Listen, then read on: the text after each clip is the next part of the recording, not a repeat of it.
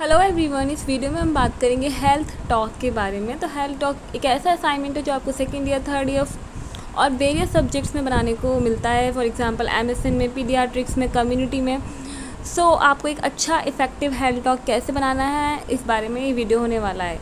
सबसे पहले front page पे आपका कॉलेज का नेम आ जाता है, ठीक है। आपका टॉपिक आ जाता है कि और सबमिटेड टू किसको, कौन से टीचर को सबमिट कर रहे हैं, सबमिटेड बाय आप स्टूडेंट का नेम और सबमिटेड ऑन द डेट, ठीक है। तो ये बेसिक सा फ्रंट पेज है कि जिस तरीके से आपको बनाना है अपने असाइनमेंट के हेल्थ टॉक के लिए।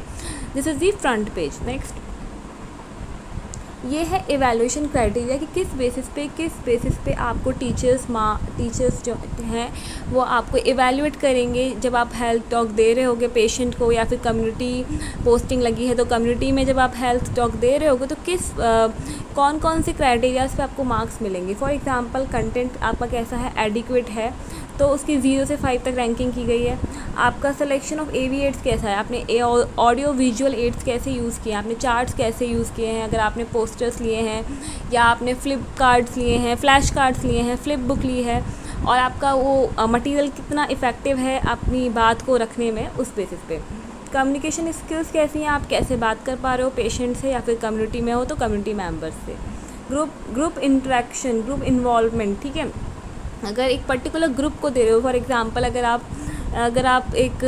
अगर कम्युनिटी में गए हो, आप टीनेजर्स को दे रहे हो अबाउट अनीमिया, तो पूरा एक ग्रुप हुआ वो पेशेंट्स का, वो उस सब्जेक्ट से रिलेटेड पूरा ग्रुप हुआ, तो उस पूरे ग्रुप में आपका इन्वॉल्वमेंट कैसा है, आप हर एक बंदे से इंडिविजुअली बात कर पा रहे हो या नहीं, या पूरे ग्रुप में सिर्फ एक दो को अटेंशन दे रहे हो, तो ग्रुप इन्वॉल्वमेंट ही होता है। नेक्स्ट फीडबैक, आपको रिस्पांस कैसा मिला, आपने जो भी हेल्थ टॉक के थ्रू समझाया वो लोगों को समझ में आया या नहीं आया, तो उनके फीडबैक से आपको कैसे पता चलेगा कि आपने कोई इन्फॉर्मेशन डिलीवर की। अगर आप उनसे क्वेश्चन पूछोगे वो आपको बताने में सक्षम हो पा रहे हैं, अगर आपको ढंग से आंसर दे रहे हैं, उन्हें सारी बात समझ में आई है, इसका मतलब आपका फीडबैक, आपका रिस्पॉन्स अच्छा मिला है, आपको अच्छा रिस्पॉन्स मिला है उनसे, ठीक है।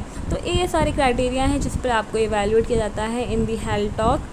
और उसके बाद हम देखेंगे कि किस तरीके से नेक्स्ट पेज, मतलब जो मेन पेज होता है जिसमें कि हमें बताना होता है कि इंट्रोडक्शन है ना, ये हेल्थ टॉक किस बारे में है। सबसे पहले कौन सा स्टूडेंट है, name of the student, topic किस बारे में है, जैसे कि यहाँ पे post operative teaching on cataract. Cataract के बाद, कैटरेक्ट का पेशेंट है कोई जिसको कैटरेक्ट है, उसका ऑपरेशन हो चुका है, तो आफ्टर ऑपरेशन जो हम उसको टीचिंग्स देंगे कि आपको घर पे ये काम करने हैं, ये काम नहीं करने हैं, इन कामों से बचना है, वो सारा इंक्लूड होगा post operative teaching on cataract. तो यहाँ पे टॉपिक हो गया।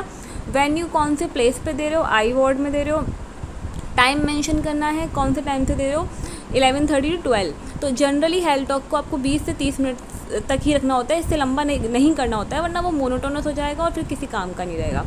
ड्यूरेशन यहाँ पे 20 मिनट्स है। AV एड्स कौन से यूज़ कर रहे हो, आप चार्ट्स यूज़ कर रहे हो, फ्लैश कार्ड्स यूज़ कर रहे हो, फ्लिप बुक यूज़ कर रहे हो, कौन सा AV एड यूज़ कर रहे हो वो आपको मेंशन करना होता है। देन मेथड ऑफ टीचिंग, आप किस तरीके से हेल्थ अपनी बात को रखोगे, है ना, किस तरीके से अपनी इन्फॉर्मेशन डिलीवर करोगे। तो यहाँ पे लेक्चर कम डिस्कशन मेथड है, मतलब कि आप लेक्चर दोगे, साथ साथ में आप अपने पेशेंट को अलाउ करोगे कि वो आपके साथ डिस्कस कर सके अगर उसे कोई कन्फ्यूजन आ रहा है, कोई प्रॉब्लम आ रही है समझने में किसी भी चीज़ को। नेक्स्ट जनरल ऑब्जेक्टिव, मतलब ओवरऑल इस हेल्थ टॉक के थ्रू आप क्या समझाना चाहते हो, पेशेंट को क्या बताना चाहते हो। यहाँ पे क्या है, by the end of this teaching the group will be able to have knowledge regarding the post operative eye care, develop a positive attitude for the prevention of eye infection and practice it. तो क्या समझाना चाह रहे हैं हम कि at the end उसका एक पॉजिटिव एटीट्यूड डेवलप हो जाए पेशेंट का, कि कैसे उसे आई इन्फेक्शन को प्रिवेंट करना है और कैसे उसे डेली लाइफ प्रैक्टिसेस में ऐसी चीज़ों को प्रैक्टिस करना है जो उसके लिए इस रिकवरी को ज़्यादा अच्छे से रिकवरी को फास्ट अप कर पाएंगी और कंडीशन को वर्सन होने से रोक पाएंगी।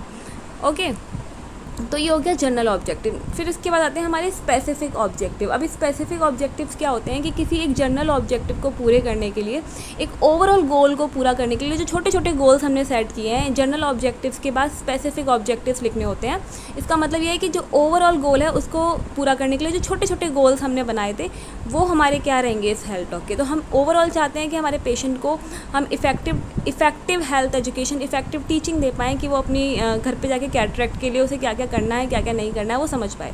तो इसके लिए हमें छोटी छोटी बातें समझानी होंगी। वो क्या होंगी, जैसे हमने ऐसे समझाया, explain about the measures of proper hygiene, कि आपको प्रॉपर साफ़ सफाई कैसे रखनी है, आँख में धूल मिट्टी ना जा पाए इस तरीके से, है ना।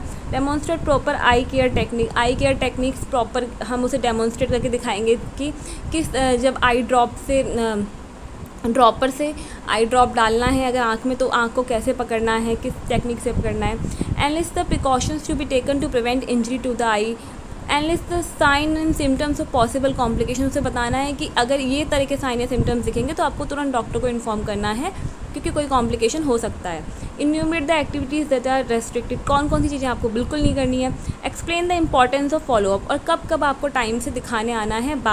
यहाँ से छुट्टी हो जाएगी, आप डिस्चार्ज होगे, उसके बाद कब कब आपको आना है, जिससे कि हम देख पाएँ कि अभी तक सब कुछ सही है या नहीं। तो ये सारी चीज़ें हैं जो स्पेसिफिक ऑब्जेक्टिव्स हैं, है ना। एक ओवरऑल एम को अचीव करने के लिए जो छोटे छोटे ऑब्जेक्टिव्स हम सेट करते हैं वो स्पेसिफिक ऑब्जेक्टिव्स के अंदर लिखते हैं, जिसमें कि हम जनरली किस तरह के वर्ड्स यूज़ करते हैं, इनलिस्ट, इनैमोरेट, एक्सप्लेन, इस तरह के। अब देखो नेक्स्ट पेज, इस पर ये फॉर्मेट है, एक बेसिक सा फॉर्मेट है कि हमने एक A4 पेपर लिया है, उसको 1 2 3 4 5 6 7 कॉलम्स में डिवाइड किया है। पहले में हमें लिखना है स्पेसिफिक ऑब्जेक्टिव क्या था हमारा, तो स्पेसिफिक ऑब्जेक्टिव जैसे हमारा यहाँ पे सपोज इस पेज में explain about the measures of proper hygiene, ये हमारा हो गया स्पेसिफिक ऑब्जेक्टिव। फिर नेक्स्ट कॉलम में हमें टाइम लिखना है कि हम ये कितने टाइम में समझाने वाले हैं। फिर हमें अपनी बात को इंग्लिश में लिखना है, क्योंकि हम इंडिया में हैं तो हिंदी, बहुत सारे पेशेंट होंगे जिन्हें हिंदी समझ में आएगी, तो हिंदी में भी अपनी बात को लिखना है। फिर कौन सा हम टीचिंग लर्निंग एक्टिविटी, इसमें हमें लिखना होता है कि मतलब उस वक्त हमने क्या किया, तो उस वक्त स्टूडेंट टीचर ने, क्योंकि अब आप स्टूडेंट हो लेकिन उस वक्त आप टीचर हो, तो student teacher explains the measures of proper hygiene, तो इसमें हमने एक्सप्लेन किया इस वक्त पेशेंट को।